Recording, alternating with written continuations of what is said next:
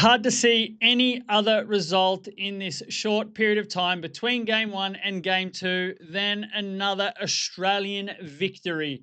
Look, I'm going to give you my opinions on the match that was, the match coming, and also give you my tips and predictions with some player props there as well for this one. But first, if you love cricket, don't forget, subscribe to the channel and share the channel with a mate as well, because we're going to be giving you predictions, tips, and previews of the cricket all summer long, all the internationals, and following the BBL with a microscope.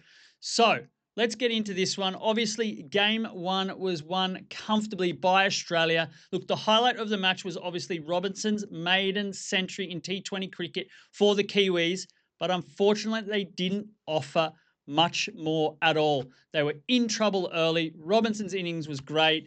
And then, yeah, they scrambled a few more runs. But the Australian bowling attack was solid, as you would expect.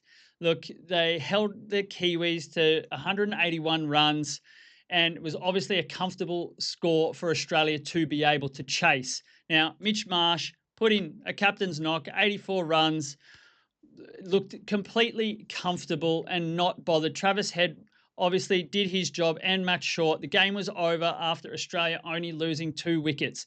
So that's where we start. Mitch Marsh, obviously have to back him in again because he looked completely unbothered really with the bat. So I like him for 30 plus at obviously some lower odds, and tipping him to get another half a century in match 2 as well. With the ball, I'm going to go a little bit against the grain. Xavier Bartlett had his first T20 international match without a wicket from his 3 innings in the first game.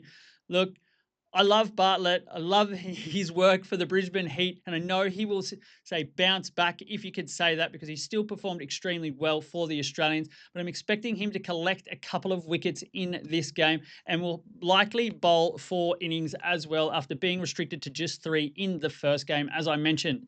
So Bartlett, 1.5 wickets. Mitch Marsh, playing him for 30 and 50, batting ladder there.